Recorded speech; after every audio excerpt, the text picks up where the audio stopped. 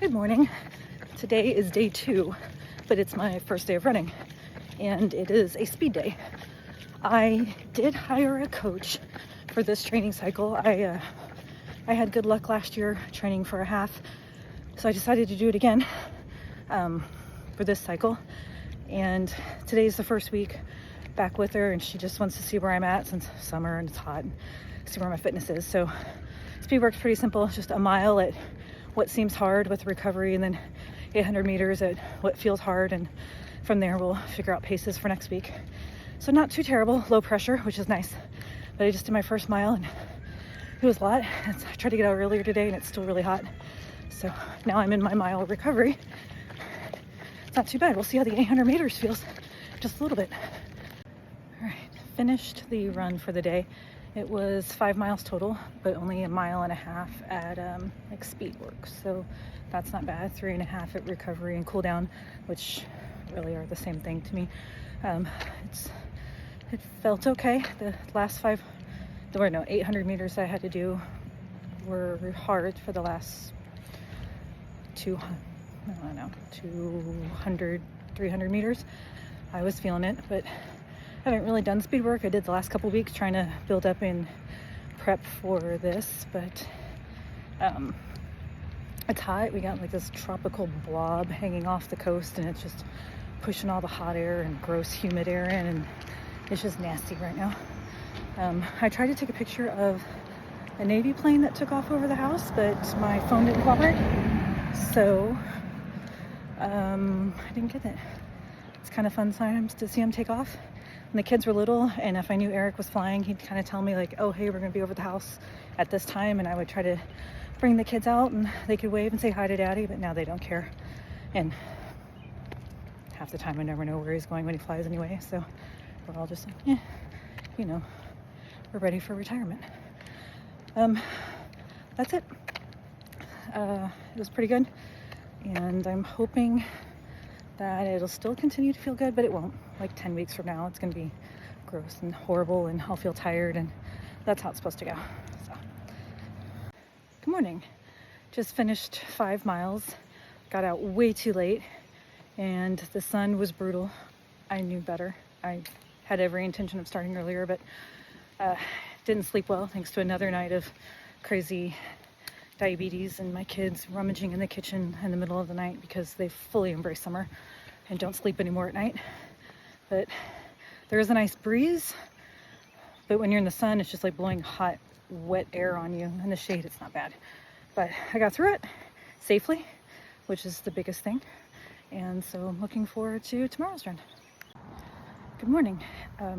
It is July 18th, and I am saying the date because for me that is a significant day. First I'm going to start with it's hot here, and it is 9 o'clock. I just finished 5 miles. It is 83, feels like 93 with like a dew point of 77, so it's gross.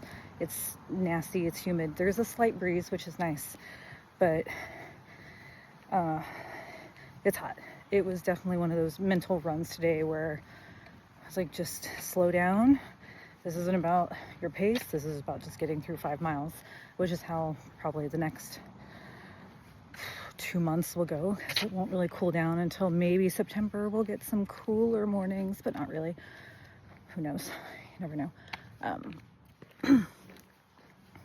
But since this is also about raising money for children with diabetes, I'll say the last 3 nights have been just shitty wise with type 1 for my daughter, for Megan. She, for some reason, loves to put a new Dexcom sensor on, which is her glucose monitor, at like 11:30 at night. Luckily, she's on the G7, which is the brand new one, and it only takes like 20 to 25 minutes to warm up, which is nice. So for 25 minutes, we don't have any data. The G6, it takes 2 hours, so that's a big thing. But for some reason, every time she puts on a new sensor, it never reads correctly for like the first 12 hours. And I was fast asleep. She did send me a text. She's supposed to send me a text like, oh, I treated my low or something in the middle of the night, so I don't come bother her, and I'll know. I didn't see the text. I just read that she had a low, went and gave her some Starburst, and then it kept saying she was low and then urgent low. I'm like, okay, why is she under 40? She just ate some Starburst.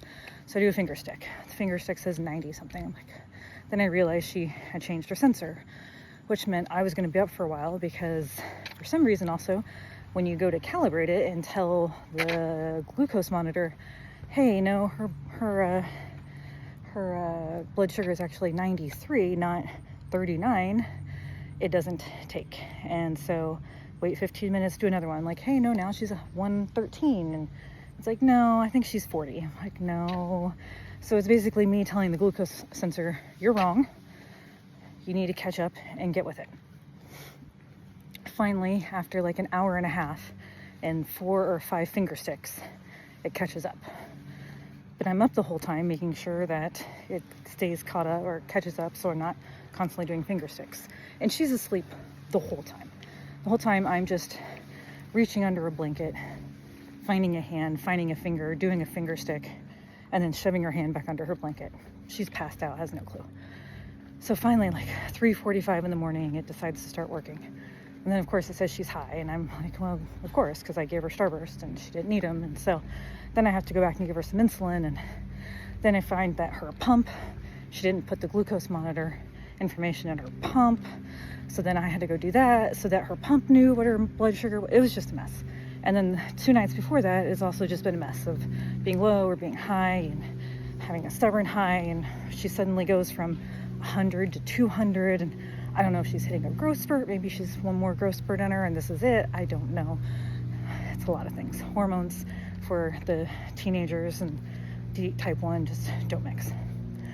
So it's been fun.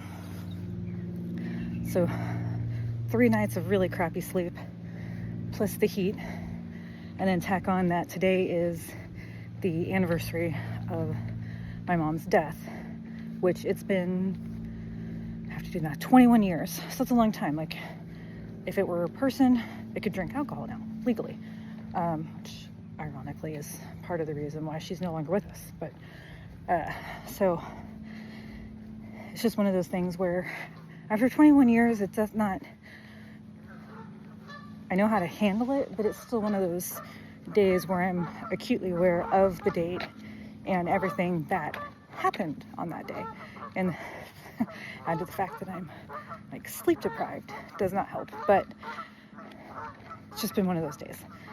However, it's also helpful that on these days I can, there's a neighbor. Good morning. No. I can like just mentally get through it, just one foot in front of the other and just run. And sweating as much as I did, it's kind of, I don't know. I can't think of the word. Brain fog is so much fun. Anybody else in your 40s have brain fog? Yeah, a lot of fun. But so I'm gonna, at least it's Friday. I'm gonna go. I'm gonna drink a whole bunch of water and some liquid IV for some sodium, and maybe lift some weights. And then I think I'm just going to zone out on the couch for a little bit because I'm tired. All right, see you tomorrow. This is the only video I have from today, 10 miles on the treadmill. I was watching the Muppets TV show from 2015, not the Muppet Show and not the Muppet movie and all that, the 2015 show that's like the documentary style. I'm sad it only had a season, but it's a good distraction, so I was too busy watching that to remember to do a video. But 10 miles on the treadmill, it's just too hot to be outside. Heat advisory, and I don't do well running in the heat anyway, so I thought it's not worth it. I will just run on the treadmill. It's not my favorite thing, but it gets the job done. So anyway, the end of week 1.